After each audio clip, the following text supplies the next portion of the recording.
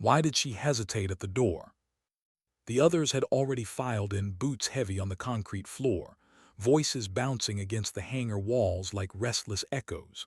Someone laughed too loudly, trying to mask nerves. Someone else coughed, sharp and dry, a sound that didn't belong in a place that demanded silence. But she lingered. Her hand rested on the steel handle, fingers curled tight. For a breath, too, she almost turned back. Almost. Captain Mara Vance. That was the name on the briefing sheets, the name etched into her uniform, the name they thought they knew. But it wasn't the whole truth. Not even close. She pulled the door open. Hinges groaned and every head turned, if only for a moment. Then the room swallowed her and the noise picked up again, though softer now. She took the last empty chair at the long metal table. It squealed as she slid it back, the sound shrill in the tense air. She lowered herself into it quietly, deliberately, the way she did everything. And no one made space for her. Not really. The commander's eyes flicked up, assessing, like a man trying to solve an equation too complex for the chalkboard. His stare lingered half a second longer than it should have, then dropped back to the map sprawled across the table. "This op is black," he said, his voice cut clean through the murmurs. "No signals, no chatter. We go in silent, we come out invisible. No mistakes, no second chances." Clean, invisible. To the rest of them it meant stealth, precision. A surgical operation, nothing left behind. But to her, those words carried something heavier. Because she carried a truth in her chest that none of them knew.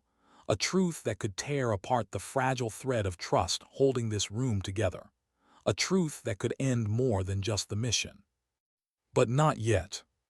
She shifted in her chair, the rough fabric of her uniform rasping against the metal edge. The projector hummed to life, spilling dim light across the whiteboard. Satellite photos flickered into focus. A valley, jagged cliffs, a compound nestled in shadows. The target. Her stomach tightened. She knew that place. The watchtower angled slightly east. The long dirt road cut into the hillside. She knew the walls, the gates, the echo of boots in its courtyard. She knew it too well. The commander tapped the map with a knuckle, sharp, impatient. "Intel confirms. Reinforced walls, multiple hostiles, possibility of reinforcements within 30 minutes. We infiltrate at 0200. Extraction window is 40 minutes, no more. Margin of error is 0. 0. Her eyes stayed locked on the grainy projection, and in that blur of pixels, memory leaked through. She saw fire, smoke clawing at the night. She smelled cordite, the bitter sting of gunpowder. She heard shouting, foreign words, but a tone she understood too well: command, fear, desperation. Her pulse quickened, but she kept her face still. The sergeant beside her leaned back in his chair. Younger than the rest, jaw tight with the eagerness of someone who hadn't yet learned what eagerness cost. He smirked at the board. "Looks like a fortress, but they'll call it suicide when we're done." A corporal across the table grunted, "If we're done." The sergeant smirked wider. "Come on, Lopez, we'll ghost right through. They'll never know we were there." Nervous laughter, a thin shield against the images they all had in their heads, images they'd never admit. Mara didn't laugh. Her eyes tracked the escape routes on the map, the sharp turns of the terrain. She built it in her mind piece by piece, walls, shadows, timing, angles. Not just planning the mission. Planning something else. Something she hadn't decided whether to tell them. The room thickened with breath and sweat. A coffee mug tipped on its side left a dark stain across one edge of the map. No one bothered to wipe it. "Vance," the commander's voice cut in. Heads turned toward her, finally. "Your Alpha team, West Wall, silent entry, you cover their approach." Her nod was small, mechanical. Inside, her chest constricted. The West Wall. Of course. The same wall she had climbed years ago, under a different flag, under different orders. That wall had a scar in its stone, a mark from a rocket strike no one else in this room would notice. Her heartbeat pressed hard against her ribs. She forced her breathing to slow. She gave them nothing. Because if they knew what she knew, if they knew she had been inside that compound before, if they knew what she had done there, the silence in the room would turn to something worse. The commander's tone grew clipped precise. Beta team handles the east gate. 2 prongs, 2 entries. Both must hit at the same time. If one fails, the other dies. Someone scribbled notes. Someone else cracked their knuckles loud in the hush. Mara sat still and remembered the face of the man she had left behind. When the briefing ended, boots clattered as chairs pushed back. Soldiers gathered their folders, shoved pens into pockets, muttered half-jokes to fill the air with anything but silence. They filed out into the hangar, leaving the smell of coffee, sweat, and ink hanging heavy. She stayed behind. The commander lingered too. He stood at the board, staring at the faint heat signatures projected across grainy terrain. His jaw tightened as if every inch of him fought against something invisible. Then his eyes shifted to her. "You've done this before," he said, not a question. Her lips parted, closed. She swallowed, missions blur together. His stare was steady. He didn't believe in blurs, not the kind that erased details, not the kind that softened guilt.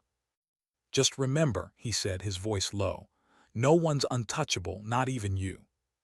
And he left. The door shut behind him with a hollow thud. She sat alone in the dim light, the projector still humming, the photo of that valley still burning against the wall. Her hands trembled faintly as she stacked papers she didn't need to stack. Finally, she let the memory come. A courtyard under moonlight, stone wet with blood, the weight of a rifle that had never left her hands even in dreams, a voice shouting her name, not Vance. The other one, the name she had buried. And the choice she made. The choice that still burned. Her chest tightened. She pressed her palm against her heart hard, as if she could keep the secret inside by force alone. She whispered, to no one but the ghost of memory, "I didn't come back for redemption. I came back to finish it." But the walls gave no answer. Only silence. And somewhere outside, through layers of steel and concrete, a helicopter blade began to turn, slow at first, then faster, its rhythm echoing her pulse. The mission was coming. And with it, the secret she had carried for far too long. Why did her hands shake when she touched the weapon? The armory was lit by harsh fluorescent lights buzzing faintly overhead. Shadows clung to corners, restless and thin, as if the room itself knew the weight of what was being prepared here. Soldiers moved in a steady rhythm, checking rifles, loading magazines, strapping knives into place. The sound was mechanical, cold, clips snapping, bolts racking. Mara stood at the bench, her fingers resting on the matte black barrel of her rifle. For everyone else, this was ritual, comfort, muscle memory. But for her, touching the weapon was like pressing against the past. The steel was cold, unforgiving. A staff sergeant beside her whistled low as he assembled his sidearm. "Big night," he muttered. "Feels like the air's heavier."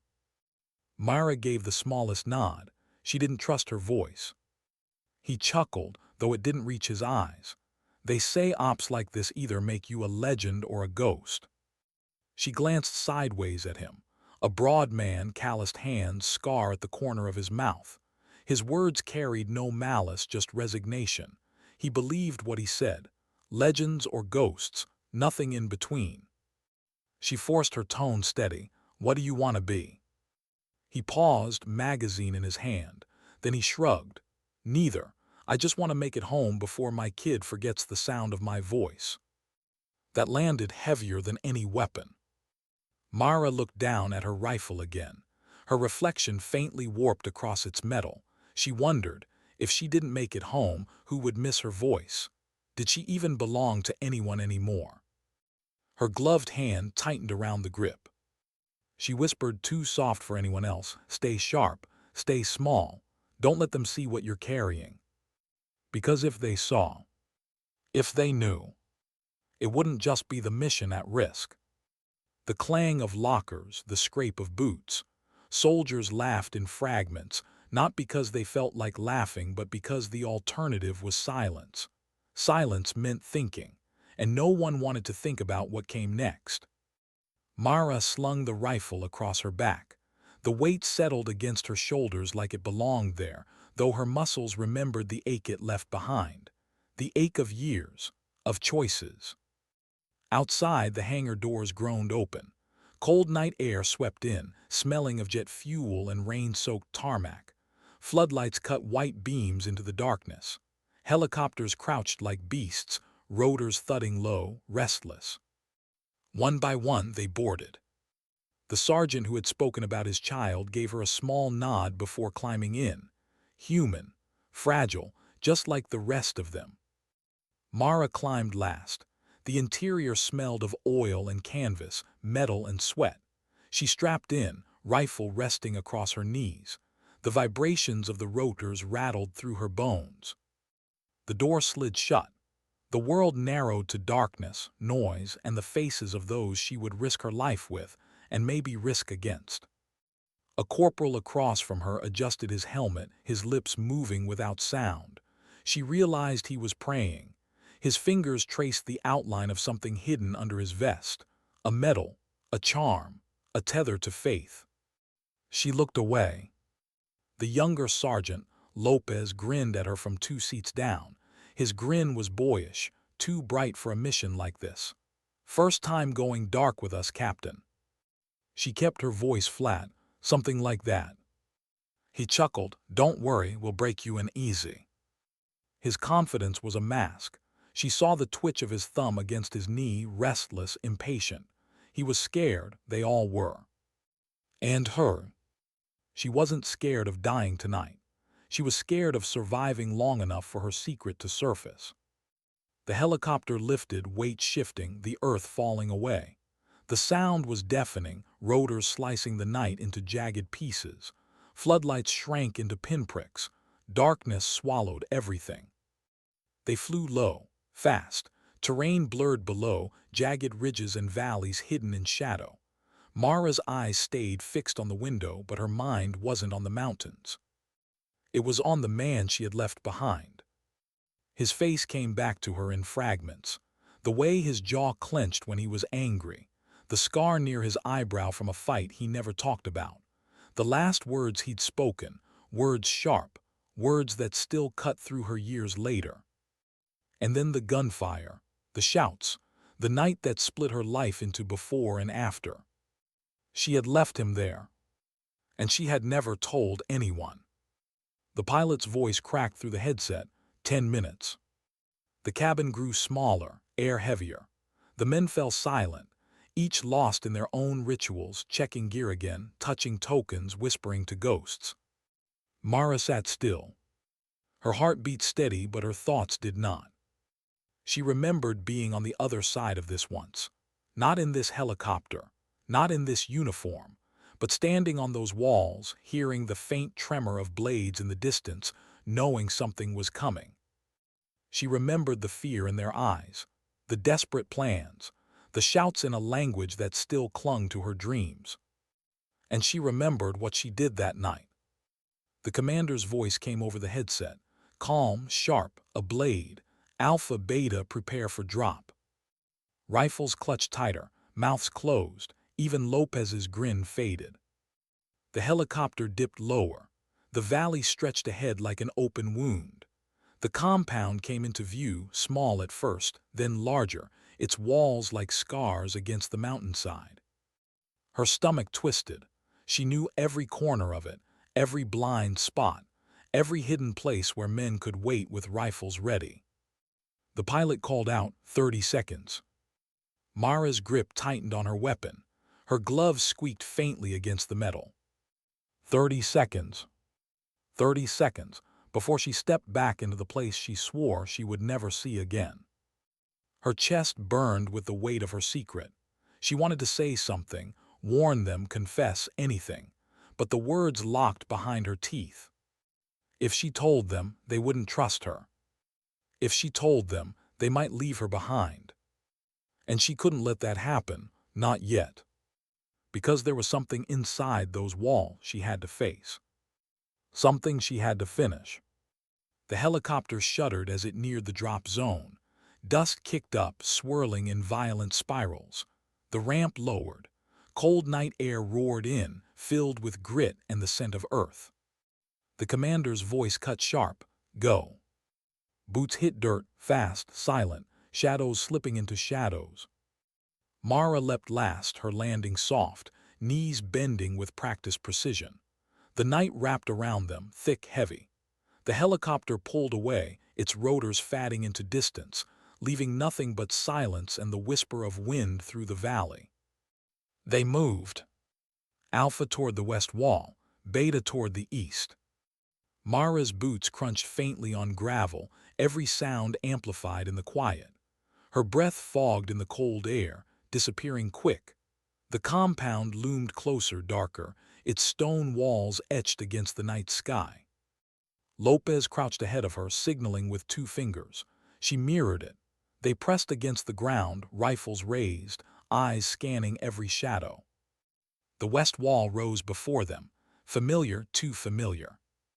Her pulse hammered in her ears. She remembered climbing that wall before, not to break in but to keep others out. Not with these men beside her, but with others, faces long gone, voices silenced. She had been on both sides, and that was the secret that could destroy her. The commander's voice crackled softly in her earpiece. Alpha in position, Beta confirm. A pause, then Beta's leader, in position. Her throat tightened, both teams ready, both waiting. The commander's words came slow, careful. On my mark, 3, 2. Mara's finger tightened on the trigger. 1. The silence shattered. What does silence sound like before it breaks? For Mara, it was the sound of breath fogging against her visor, the sound of a rifle stock pressing against her shoulder, the faint rustle of fabric as men shifted in the dark, holding still but never perfectly still.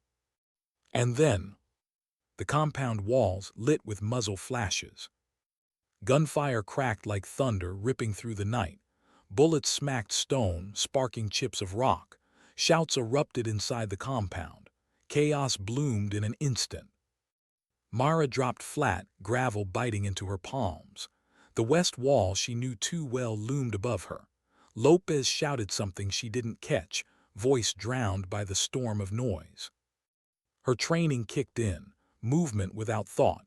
She swung her rifle up, sights locking on a flash in the tower. She squeezed the trigger. The man collapsed, his body vanishing into shadow. Go, go.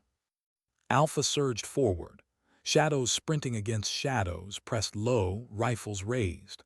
Mara followed, every step dragging her deeper into a place she swore she'd never return. They reached the wall. Lopez shoved a rope up, grappling hook catching on stone. It clanged faintly, too loud.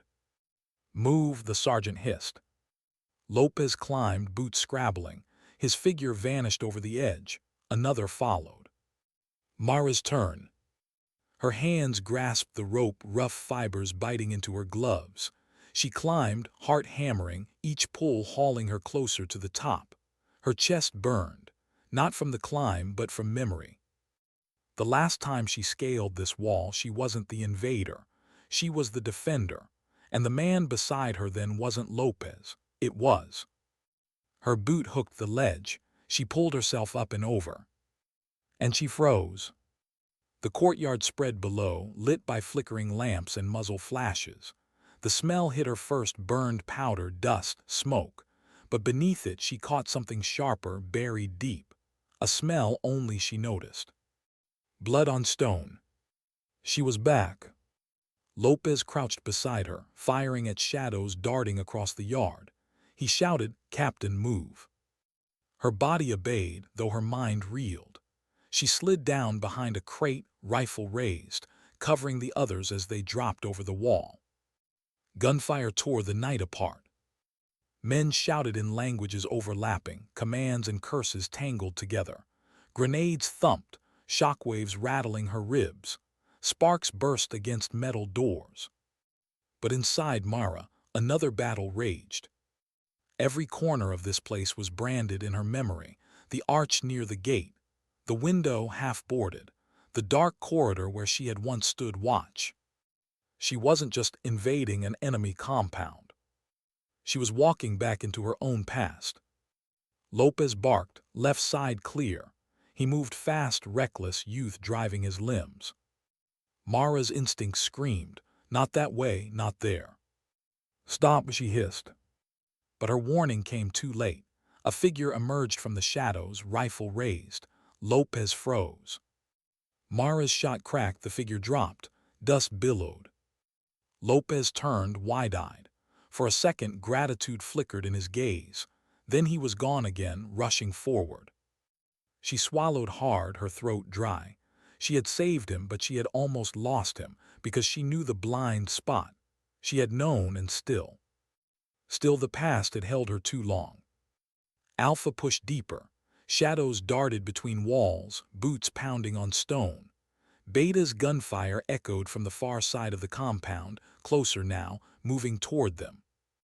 The commander's voice hissed in her earpiece. Alpha status. Inside, Lopez panted, pushing east. Mara didn't answer, her throat locked. Because she wasn't just inside, she was home. They pressed forward, stacking against doors, breaching with precision. Rooms cleared one after another. The smell of cordite grew thick, burning her nose. Her ears rang from bursts too close. But it wasn't the noise that broke her. It was the silence after. A room cleared, a door slammed shut, and in that silence memory whispered. She saw herself years younger, standing in this same corridor. Her rifle slung over her shoulder, her orders ringing in her ears. She remembered the man beside her, the one who had believed in her, trusted her when no one else did. She had left him here, and she didn't know if he had lived or died that night. Her chest ached with the weight of it. Captain! Lopez's shout snapped her back. She pivoted, firing at another figure slipping from a doorway. The man crumpled. Smoke curled from her barrel. Her gloves trembled faintly as she lowered her weapon. She forced her breath even, hiding the shake. No one could see it. Not now. They cleared the courtyard, regrouping near a narrow stairwell. The sergeant, sweat streaking his dirt-caked face, spat into the dust. Beta should be hitting center any second. As if on cue, a blast rocked the far wall. Stone cracked, dust billowed, shouts overlapped. Beta had breached. The compound groaned like a living thing, wounded but not broken. The commander's voice again, calm, controlled. Targets are inside the main hall. Alpha, hold the west approach. Beta, move center. Do not let anyone through. Mara's blood ran cold. The main hall. Of course. She knew it too well. The arching ceiling, the long table, the cracked tiles where blood had once pooled. She hadn't stepped inside since that night. But tonight she would. Alpha moved to cover the western corridor. Mara followed, her boots silent on stone. Shadows clung to corners, every angle a threat. Lopez pressed against a wall, breathing hard, his grin finally gone. You feel it, Captain, he whispered, like the place is watching us. She didn't answer. Because he was right. The place was watching her. Not as an intruder, but as one of its own. They reached the corridor. Dust drifted in shafts of lamplight. A door ahead, heavy wood reinforced with iron, stood ajar. Inside, muffled voices, low, urgent. Lopez raised a fist. Halt. The sergeant nodded. They stacked. Mara's chest burned. Her fingers clenched the rifle too tight. Because she recognized the voices. Not the words, they spoke fast, low, but the cadence. The rhythm, familiar in a way that cut deep. Her vision swam. She remembered standing in that same room, listening to those same voices years ago.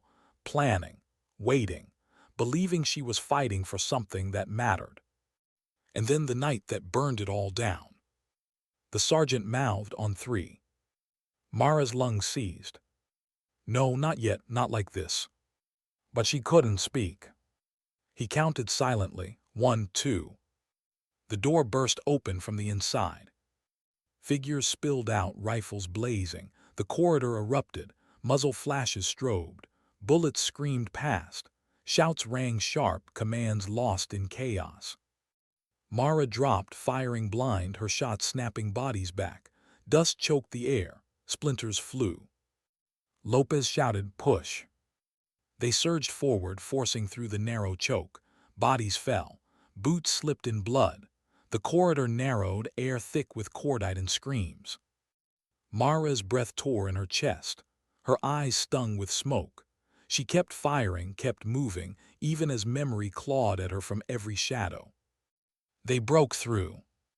And there it was. The main hall. Her boots hit the cracked tiles. The long table loomed. Shadows flitted at the edges, gunfire echoing. And in that instant, the past and present collided. Because she saw him. Through smoke and dust, a figure at the far end of the hall. Older now, scarred, but unmistakable. The man she had left behind. Her heart stopped. Her rifle lowered an inch, trembling. He turned, their eyes locked across the chaos. Recognition flared, shock, anger, something deeper. Mara. Her name, not Vance. Not the name sewn onto her uniform. Her real name, whispered like a wound reopened. Her team didn't hear. The roar of battle drowned it. But she heard. And she knew. Her secret was no longer hers alone. Why did her hands tremble when no one was looking? The map lay spread on the table, edges curling, corners weighted by coffee mugs and stray equipment.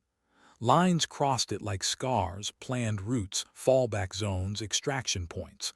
The room smelled of dust, oil, and unspoken fear. Everyone leaned in. Everyone except her. She kept her distance, arms folded, shoulder pressed against the cold concrete wall. From there, she could see all of them. The SEAL commander tapping his finger near the red-marked objective. The young medic chewing the inside of his cheek. The radio tech scribbling notes he'd probably burn later. They argued over timing, but she wasn't listening to the noise. She was listening to herself. The faint pulse in her temple. The way her body betrayed her when she thought too long about what waited outside. It wasn't the mission that scared her. Not the rifles. Not the helicopters. Not the possibility of being swallowed by silence in a place where no one would find her bones. It was the secret, the one she carried like contraband in her chest, the thing she had not told them. She blinked slowly, exhaled. No one could ever know. The commander's voice broke through her thoughts. "Price, you're our eyes tonight, Sniper Ridge. You'll see before anyone else does." All eyes turned to her, and for a moment she wished she could be invisible again, like back at the briefing table, ignored and dismissed. But now they looked to her as though she held more than a rifle, as though she held their safety. She gave a short nod. No words. Words were dangerous. But night fell like ink poured too quickly. The team moved in shadow, boots soft against loose earth. No one spoke. Even their breathing seemed quieter, as though they all understood the weight of this particular silence. She moved last, always last. She liked the tail position. It gave her freedom to see who faltered, who drifted. It gave her time to think. Her hands didn't shake when she carried her rifle. Her body knew the ritual too well. Scope, barrel, weight. She had trained for this rhythm until it was her only song. But inside, she still trembled. They reached the ridge after midnight. She settled into the dirt, the earth still warm from a day-long sun. The scope lit her world in green and black, every detail sharp, every shadow a potential lie. And then movement. Far below in the compound, a figure walked alone across the yard. Not in uniform, not a guard. A child, barefoot, carrying something small in both hands, almost too heavy for their size. The breath caught in her throat, the crosshairs lingered. She knew the risk. Children had been used before, weapons hidden, explosives strapped, innocence twisted. The commander's voice hissed over comms. Identify. Her lips moved without sound. She didn't answer. Because something inside her recognized the tilt of the head, the way the child shuffled with the burden. It pressed against a memory she had buried, one with a younger brother who once carried her father's heavy toolbox the same way. She closed her eyes for half a beat, saw a face she would never see again, opened them, and the child was gone. No alarm, no gunfire, just vanished into the black. Her pulse hammered. She whispered into the comms, steady now, negative, clear. But it wasn't clear, not inside. When the team regrouped at the ridge's base, their faces were lit in faint starlight. Sweat traced lines through the dirt. The medic leaned close to her, voice low. You saw something, didn't you? Her jaw tightened. He was too young to read her that well, or maybe she was too tired to hide it. Nothing that matters, she said. But it did matter, because she had lied. Because the secret wasn't just what she carried into this mission, it was what she kept choosing not to say. And she knew silence could be as lethal as a bullet. They pushed deeper into hostile ground, every step heavier, every shadow longer. Somewhere between midnight and dawn, the commander called a halt. They crouched in a thicket, branches clawing at their gear. He pulled out a folded piece of paper, smoothed it on his knee. It wasn't a map this time, it was a list, names, half were crossed out. He didn't explain, but he didn't have to. Everyone knew what it meant. Intelligence had warned of compromised allies. Locals who had once helped now siding with the enemy. Trust was fraying. Her gaze landed on one name, not yet crossed. And her stomach dropped. Because she knew that name, not from the commander's briefings, not from the mission files, from years ago, from before she had joined. A name tied to the very secret she carried. Her breath caught in her mask. She turned her head away so no one would see.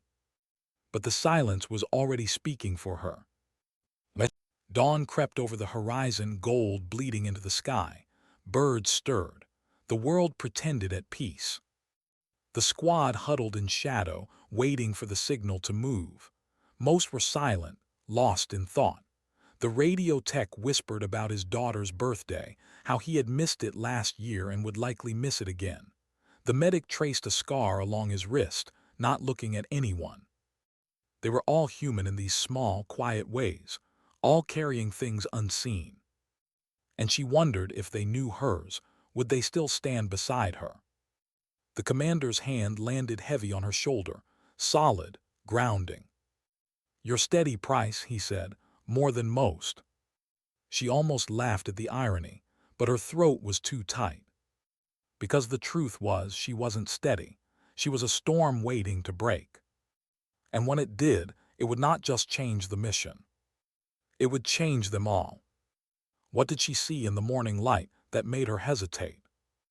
The sun had barely lifted when they left the thicket, the ridge fatting behind them.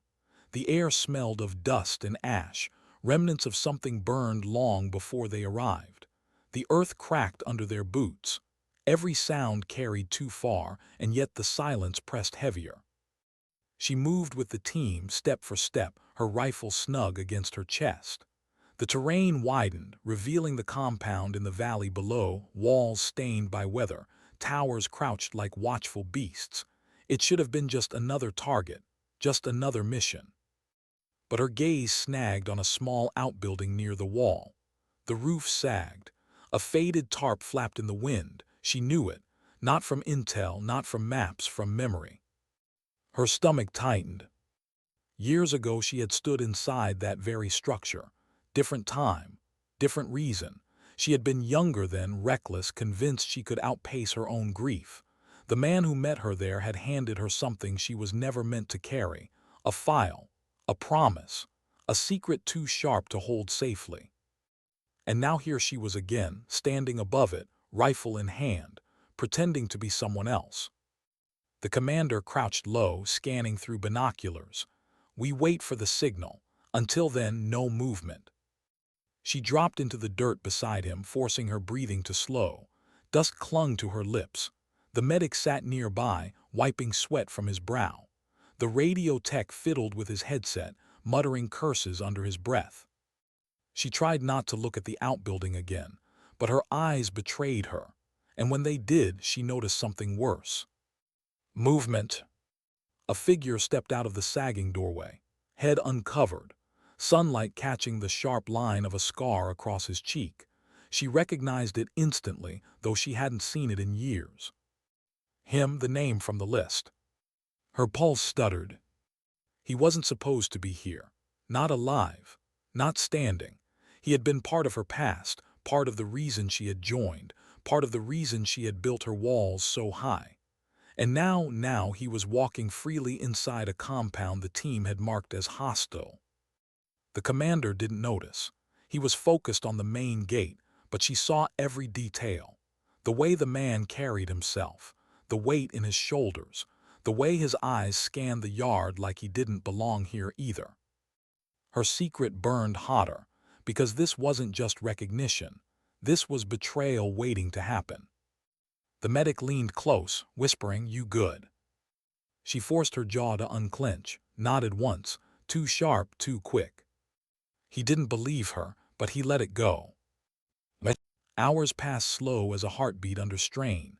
They lay in the dirt, pressed against scrub and rock, waiting, sweat soaked through uniforms. The radio crackled with half-caught chatter. The commander checked his watch. Soon. No one spoke after that. Silence settled, thick and heavy. But silence wasn't empty. It carried her thoughts back to the outbuilding, to the man with the scar, to the file he had once given her.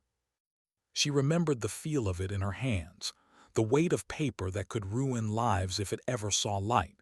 She remembered his voice, low and steady. "You don't know me, but one day this will matter, and when it does, you'll have to choose who to tell and who to betray." At the time, she hadn't understood. She had shoved it deep into her pack, deeper still into her memory, but she had never burned it, never destroyed it, and that meant it still existed somewhere. That was the real secret, not what the team thought she carried, not the steady aim of a sniper or the silence of a soldier. It was the truth she could never let them know.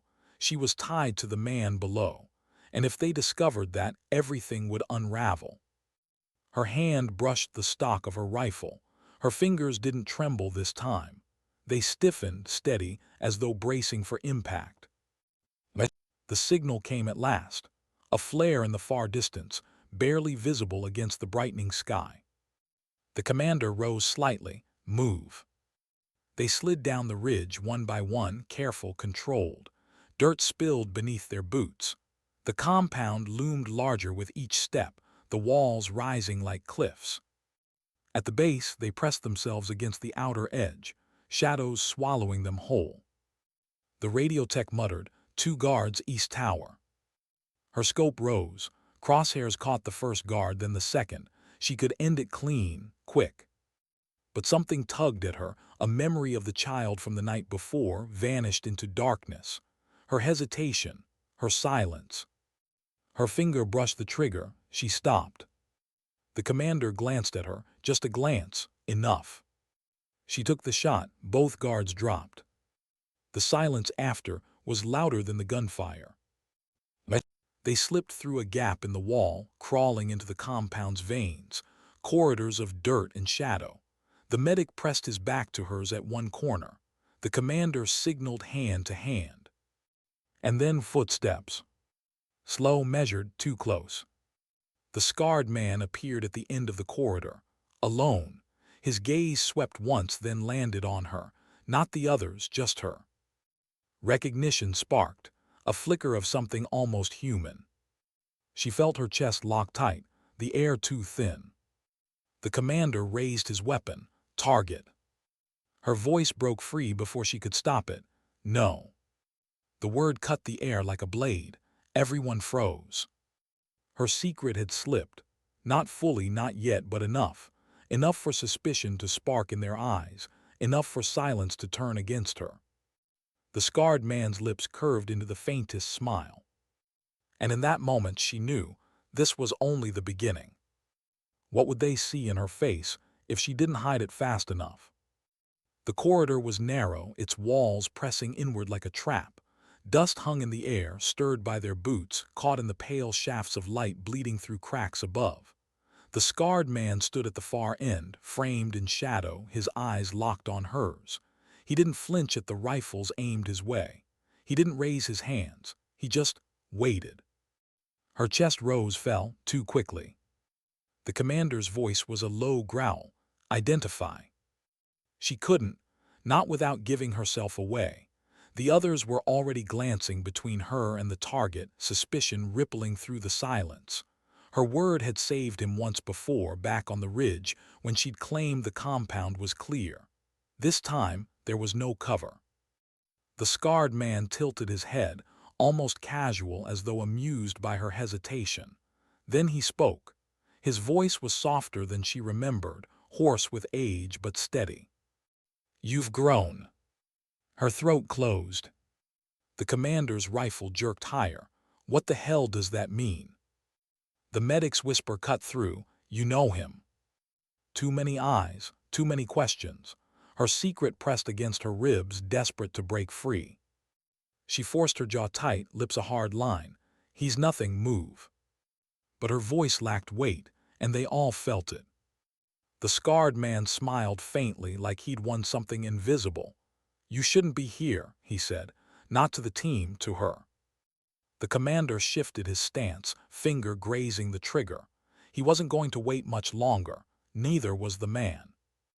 And in that split second she realized if she let this play out, one of them would die. Maybe both, maybe more. And the truth she had buried so deep, would bleed out whether she wanted it or not. So she did the only thing she could.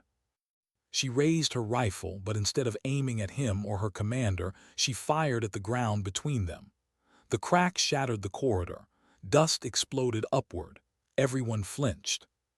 "Move," she hissed, voice sharp with command she didn't have the right to wield. For a moment no one obeyed. Confusion tangled their instincts, but the commander wasn't reckless, not yet. He barked, "Retreat to fall back to. Now." Boots scraped, bodies shifted. The team pulled back down the corridor, weapons still raised, eyes still cutting toward her. She stayed last again, always last, rifle steady, heart hammering. The scarred man hadn't moved. He stood where he was, dust settling around him, his gaze fixed only on her. And just before she turned away, his lips shaped words without sound. "You still have it." Her breath caught. Then she was gone, swallowed into shadow with the others. Outside the compound, they regrouped in silence. No one said it, but the air was thick with distrust. She felt it in the way the medic avoided her eyes, in the commander's clipped gestures, in the radio tech's too long stare. Finally the commander broke it. "Price, talk." She swallowed hard. Her palms itched. She could tell them everything, the file, the man, the warning that still lived inside her chest. But if she did, they would see her not as one of them, but as the liability she feared she was. Her voice came out thin but sharp. "He's a ghost, doesn't change the mission." The commander studied her face for a long, suffocating beat. Then he turned away. "Fine, but ghosts don't walk around compounds unless someone wants them seen." It was a warning, a line drawn without words. She nodded once, hiding the way her insides twisted. Because he was right. That man hadn't appeared by accident, and his words, "You still have it," cut deeper than any threat. Night fell again, heavier than before. The team set camp in a hollow, fireless, their breath visible in the cooling air. One by one, the men drifted to uneasy rest. She stayed awake, rifle across her lap, listening to the sounds of the world shifting in darkness. Crickets, distant gunfire, the steady rhythm of men dreaming nightmares they would never admit. And beneath it all, her own thoughts. The file. Hidden years ago, buried deep in a place only she knew. She had carried the knowledge like poison, convinced silence was the only way to survive it. And yet here she was, face to face with the man who had given it to her, who knew she had never let it go. She closed her eyes and for the first time in years, let herself whisper into the dark, "What do you want from me?" No answer came, only silence. But in her chest, the secret pulsed like a wound, reminding her that the mission was no longer just theirs. It was hers. It had always been hers. And soon they would all find out why. What breaks first, trust or silence? The morning was gray, washed in a dull haze that blurred the horizon. The team moved without words, gear tightened, eyes scanning every shadow.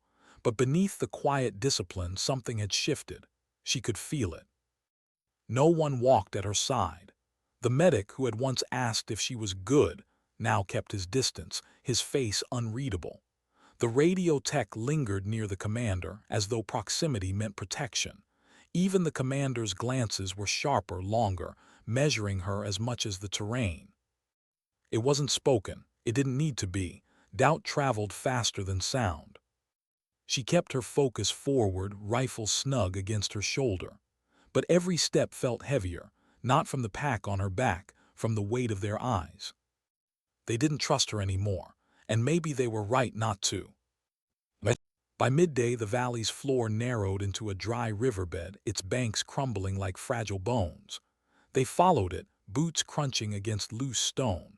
The air smelled of iron, faint but sharp, a sign of rain somewhere distant. She scanned the high ridges, the dark holes of caves cut into the rock. Her scope flicked from shadow to shadow, but the unease came from closer. The commander's voice broke the silence. "Price, front." Her chest tightened. He had never called her forward before. She slowed, then moved up beside him, eyes straight. He didn't look at her when he spoke. "Explain yourself." Her jaw clenched. "About what?" He turned finally, gaze sharp as glass. "You recognized him, don't lie to me." The others slowed, ears tuned though they pretended not to listen. Her heart pounded. She could feel the words rising, the truth pressing like floodwater against a dam. The file, the man, the warning she had carried for years. She could tell him now. But she saw what would happen if she did. His face hardening, orders changing, her weapon taken, trust severed for good. So she lied again, quietly, carefully. "He's from an old op. I remembered his face, nothing more." The commander studied her a long moment, too long. Then he nodded once, curt. "If you're lying, Price, it'll kill us all." She didn't answer, because silence was safer than words. Hours later, the ambush came. It began with silence breaking, a rock tumbling down the ridge, too sharp to be natural. Then the first crack of gunfire echoing through stone. Dust erupted around them. Bullets ricocheted, biting the dirt. "Contact," the commander roared. They dove for cover, pressing against the jagged riverbank. Her rifle snapped to her shoulder, scope finding muzzle flashes in the rocks above. She fired once, twice. Two silhouettes dropped. The medic shouted, voice tight with pain. She swung her scope, found him clutching his thigh, blood seeping between his fingers. He was still firing with his free hand, teeth bared against the agony. She moved without thought, covered him, cut down another target. The air reeked of cordite, burned stone, blood. The radio tech's voice crackled in her ear, frantic. "We're boxed, north and west." Her scope confirmed it. Too many, too fast. They were being driven, not destroyed, herded like prey. The commander's voice was iron. "Hold the line." But she knew holding wasn't enough. The way they were pinned, the enemy wanted them alive, not dead. And that meant one thing: someone had given them away. Her stomach dropped. Her mind flashed back to the scarred man, his faint smile, his silent words, "You still have it." This wasn't random. It was a message, and she was the reason it had come. They broke the ambush only by bleeding for it. The medic half carried, half dragged by the radio tech. the commander firing until the barrel steamed. She covered their retreat, shots clean, her body moving like the weapon was part of her. When the last echo died, they stumbled into a shallow cave, chests heaving, sweat cutting paths through dust. The medic slumped against the wall, his leg a crimson mess. The commander rounded on her, face carved from stone. This wasn't chance, they knew, they were waiting, and you're going to tell me why. The others looked at her, not openly hostile, worse, afraid. Her mouth went dry. She could see it now so clearly. The fractured line splitting the squad in two, her secret pressing against it like a blade. She wanted to tell them, to rip it free, lay it bare, to explain the file, the scarred man, the truth that haunted her every step. But she also saw what would happen if she did, distrust turning into abandonment, the commander choosing survival over her, the mission collapsing before it even reached its heart. So she stayed silent again. The commander's eyes narrowed. Fine, keep your silence, but if it costs us one more life, Price, you won't walk out of here. The words cut sharper than any blade, because she believed him. That night in the cave's choking dark, she sat apart, her rifle across her knees. The medic groaned softly in his restless sleep. The radio tech whispered to himself, counting breaths. The commander sat upright, awake, watching her when he thought she wouldn't notice. She traced the metal of her rifle with one finger, the way she might trace an old scar. Every choice she had made was caging her in. Every silence was turning the squad against her. Yet breaking that silence might be worse. Because the truth wasn't just dangerous, it was designed to destroy. She closed her eyes, and in the dark she saw the scarred man again, his smile, his words. You still have it. Yes, she still had it. And if she revealed it, the mission wouldn't just fail. It would end them all. What price does silence demand when it can't be held any longer? The cave was colder by dawn. The medic's bandage was soaked through, the smell of blood sharp in the stale air. The radio tech was pale, lips cracked, muttering about broken comms that never caught a signal. And the commander, he hadn't slept. His eyes were fixed on the entrance, on the light that threatened to expose them. She sat apart as always, the rifle steady in her hands, the weight inside her chest heavier than any weapon. The silence was unbearable. It had been her shield, her prison. But now it was the thing eating them alive. The commander finally broke it. His voice was quiet, stripped of anger. Price, we're running out of time. Whatever you're holding back, it ends now. Her throat tightened. The medic stirred, half awake, half dreaming, whispering something about home. The radio tech looked at her like he already knew she was the reason they were bleeding in the dirt. She closed her eyes, and for the first time she spoke. There's a file. The words fell heavy. They didn't move, didn't breathe. Her voice shook, then steadied piece by piece. Years ago I was handed something. Information, names, operations, deals made in shadows, not just enemies, our own. A list of the kind of truths that never see light. The commander's stare cut through her. And you've carried this here. She nodded once. Shame burned her chest. I buried it, tried to forget it, but the man you saw, the one with the scar, he gave it to me, and now he knows I still have it. The silence after her confession was suffocating. The radio tech's voice cracked. So this whole mission were targets because of you. Her lips trembled. No, you're targets because of what's in that file, because if it surfaces, entire chains of command burn.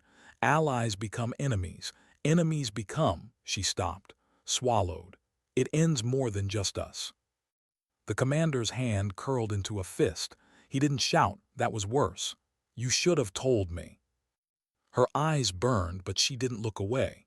And would you have let me walk through that door with you if I had? No one answered. The attack came before they could speak again. Gunfire split the morning. The cave mouth lit with sparks.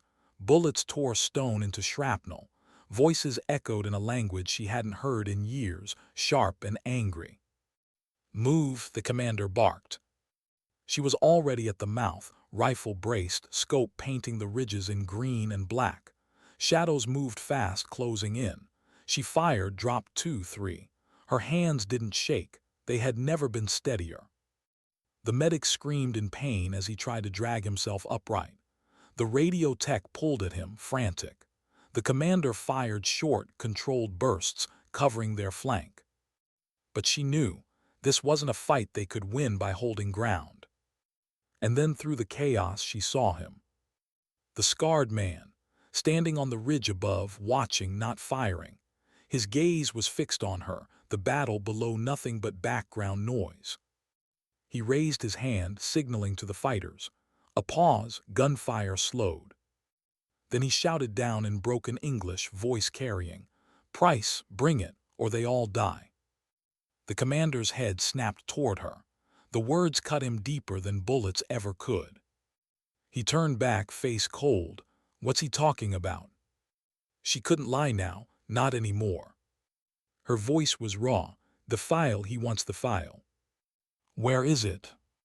Her breath caught. This was the last wall, the final silence, and breaking it meant she could never go back. Buried 3 clicks east, under the old comms tower.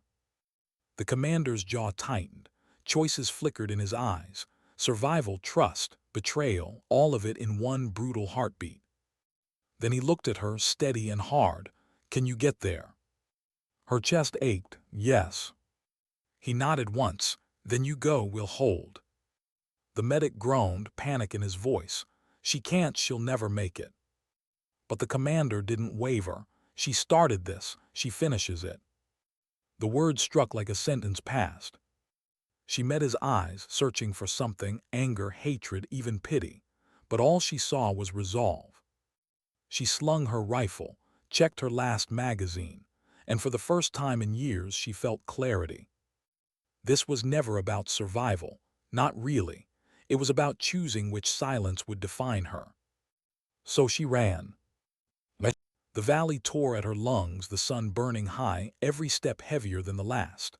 Behind her, gunfire raged, voices screamed, the world collapsing into chaos. She didn't look back. She couldn't. The comms tower rose against the sky, rusted and broken, a relic of wars long past. At its base, the ground was scarred, earth cracked. She dropped to her knees, tearing at the dirt with her hands, fingers raw. And then she felt it, cold, metal, the case she had buried so long ago. She pulled it free, mud streaking her arms, her face. Her chest heaved, breath ragged. For a moment she just stared at it. The file. The thing that had chained her life, silenced her voice, haunted her every step. Behind her, gunfire thundered closer. The scarred man's voice carried again. "Bring it, Price." Her hands tightened around the case. And she understood. She could give it to him, save herself, maybe even save the squad. Or she could end it here, bury not just the file but everything it represented. Every betrayal, every shadow, every silence. Her throat burned as she whispered to the empty air, to the father she'd lost, to the brother she still dreamed of saving. "I can't let it live." Her rifle lay at her side, her last round heavy in her pocket. She made her choice. The explosion lit the ridge in white fire, a roar that swallowed the valley. Stone cracked, dirt erupted, flames devoured the air. The case was gone. When the smoke cleared, the scarred man was no more. And in the silence after, only one figure stood in the ash, her body silhouetted against the ruin. She was burned, bruised, shaking, but alive. The squad found her hours later, bloodied and hollow-eyed, standing where the tower had been. They didn't speak. They couldn't. The commander met her gaze, saw what she had done, and for the first time he didn't question. He just gave a single, silent nod. No salute, no words, just acknowledgment. Because some victories can't be spoken. And some silences carry more weight than any truth. She walked past them into the fading light. Her steps unsteady, but her chest lighter than it had ever been. Sometimes dignity doesn't speak. It simply acts.